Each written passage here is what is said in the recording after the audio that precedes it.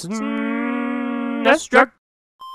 I've made videos on what I think are the essential Super Nintendo games, as well as the best Sega Genesis games SNES owners missed out on, but let's go a little off the grid here and take a look at the best Turbografx-16 or PC Engine games that Super Nintendo and Genesis owners missed out on. In case you don't know, the PC Engine is what the Turbografx is called in Japan, and it's a collaboration between tech manufacturer NEC and software developer Hudson Soft. 3 things to quickly point out. 1 is that this is actually an 8-bit CPU with a 16-bit graphics processor. 2 is that the games aren't on cartridges, but instead on cards that look like this. And 3, you can also play these games on the Turbo Express, the first portable system that enabled you to play home console games on a portable system. Just so you know, for this video, I'm going to try and avoid ports and lead toward games exclusive to the Turbografx-16. I know there's lots of ports like Street Fighter II, Prince of Persia, and Hit the Ice, and some of them are pretty good, but for the most part, you're better off playing them elsewhere.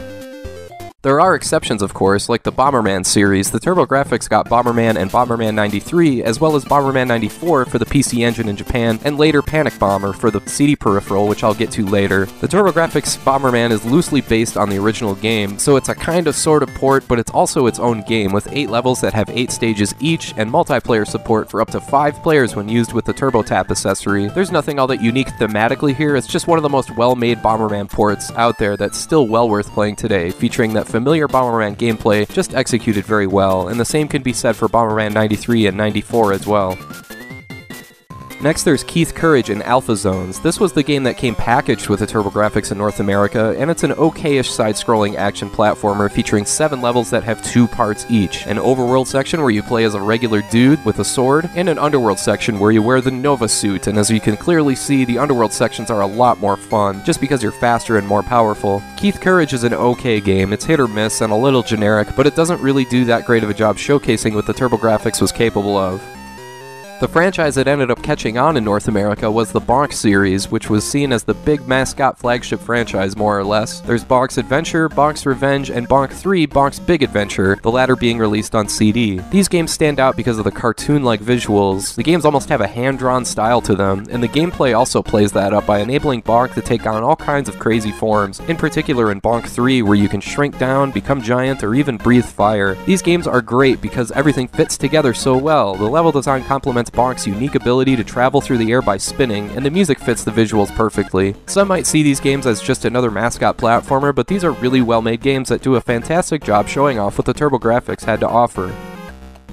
There's also a Bonk spin-off series called Air Zonk, and yeah, this is a little cheesy. Ooh, it's Bonk with a new attitude, he's a bad dude. Alright, so thematically it's painfully 90s, but this series features Bonk as a horizontal shoot-'em-up. A good idea for a game considering there were so many great shoot-'em-ups for the Turbografx that I'll get to a bit later, so this game serves as a pretty good gateway into some of the other shooters on the system. Again, what stands out here is the cartoony visual style. There just aren't many other games that look like this. Air Zonk received a follow-up, Super Air Zonk, a year later that was released for the CD attachment, and that game is even crazier looking with some bizarre power-ups and enemies that are similar to something like Parodius.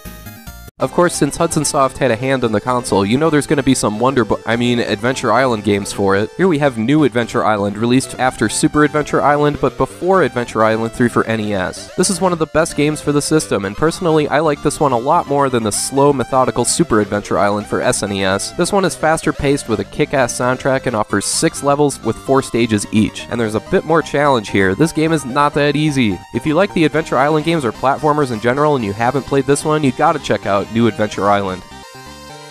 Next, there's the legendary Axe games. I get a big Castlevania vibe here, not in the visuals, music, or atmosphere obviously, but just in the platforming, the enemy patterns, and the range of speed and motion in your character. It's kind of like if you took NES Castlevania style gameplay and put it in a Joe and Mac style setting. Legendary Axe 2 in particular is a great time. This has more of an altered beast aesthetic to it, with these skeletal limbs bursting out from behind brick walls, or fighting this crazy looking boss. There might not be that much new here in terms of gameplay, but both Legendary Axe and its sequel are imaginative games with some creative visuals that just don't look or sound like anything on the SNES or the Genesis for that matter.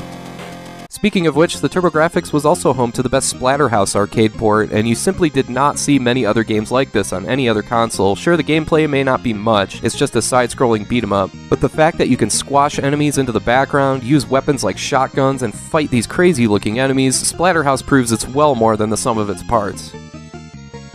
I know I said I'd ignore ports for the most part, but another one I have to mention is Ninja Spirit. This one has kind of a Ghosts and Goblins meets Ninja Gaiden kind of a vibe going on, and again, this is another side-scrolling platformer. This one with 7 levels and 4 weapons to choose from, but what makes this game so fun is how overpowered you can get your character. Just annihilating everything in your path is so much fun. But make no mistake, Ninja Spirit is tough as hell, probably the hardest game on this video. Still, this is absolutely a must-play for the Turbografx.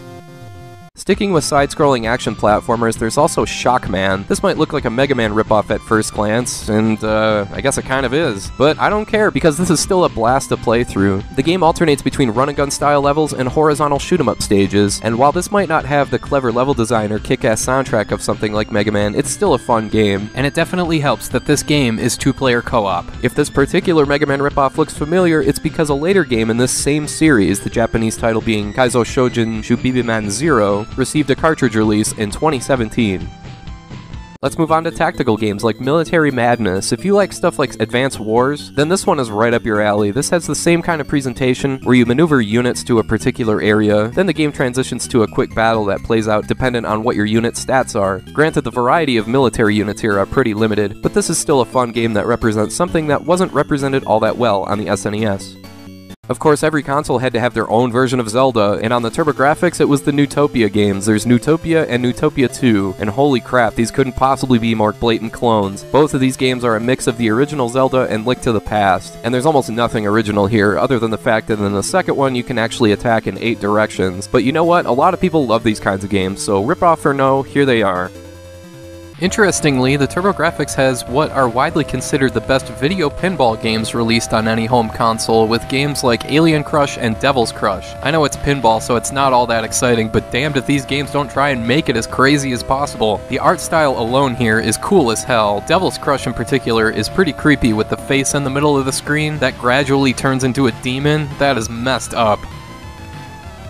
And of course, I have to talk about the many shoot-'em-ups on the Turbografx, starting with what I think is the best game on the entire system, Blazing Lasers. This game to this day remains one of the all-time great achievements in home console gaming. I mean, just look at this game. Not only did they balance the spacing and speed of the gameplay perfectly, but this is arcade-style performance. There is no slowdown, no flickering, all while cramming a ton of stuff onto the screen at once. In addition, you get 4 main weapons with 4 alternate weapons to create all sorts of different combinations. If this game looks kind of familiar, it's because it's the same developers that went on to make Space Megaforce for the Super Nintendo, so this game is obviously in some good company. If you only play one game on this video, it's gotta be Blazing Lasers. There's a few other series of games featured on the Turbografx as well, like the Star Soldier series, Superstar Soldier, Soldier Blade, and a third game that stayed in Japan titled Final Soldier. These games stand out for having some unique boss fights and some fantastic sound design, with Soldier Blade in particular having some of the best graphics the system ever produced. And of course, it goes without saying that all 3 of these games are tough as hell. That's the main thing that separates Blazing Lasers, is that it presents a challenge without being too difficult, but with the Star Soldier series, good luck.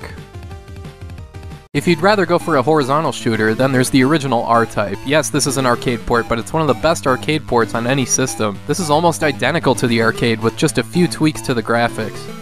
And there's also Magical Chase, which looks like something straight out of the Cotton series, but apparently they're unrelated. This game is more infamously known as the most expensive title on the Turbografx, and yeah, it's obviously not worth the price it's going for, but if you're able to emulate this one, it's crazy, with a bizarre art style that invokes stuff like Parodius and, of course, the Cotton series. And there's also some gameplay quirks here as well, like being able to fly into stores midway into a level. Once you add the Turbografx CD into the mix, that opens things up for games like Gate of Thunder and Lords of Thunder. The CD peripheral may not add much to the visuals, these games only look slightly better than the shoot-'em-ups I already talked about, but the soundtrack, I mean, just listen for yourself.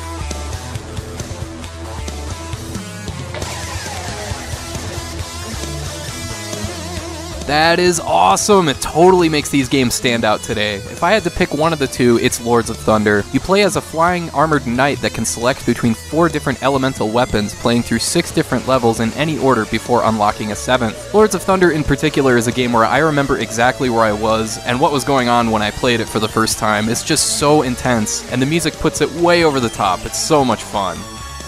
Anyway, I could go on and on about the other shoot-'em-ups on the Turbografx, but I just wanted to make sure those were pointed out. I'm sure there's tons of other great ones that will no doubt be mentioned in the comments below.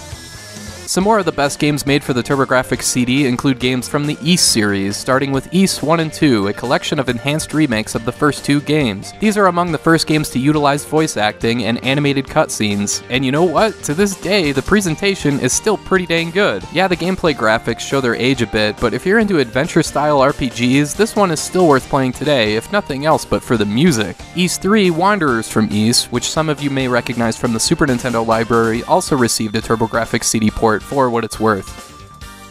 Last, I'll talk about a game for the PC Engine CD that stayed in Japan. It's Akumajo Dracula X, Chino Rondo, or Castlevania Rondo of Blood, the prequel to Castlevania Symphony of the Night for PlayStation. Rondo of Blood isn't quite as open-ended as that game is, but there's still lots of weapons to choose from, voice-acted cutscenes, and the visual and audio presentation here is incredible. The music is off the charts good, and the enemy design is nuts. Right off the bat, you're fighting dragons, knights, and getting chased by this gigantic-looking demon thing. I'd still pick Blazing Lasers as the best game on this video, but Rondo of Blood is a close second. This game is unreal.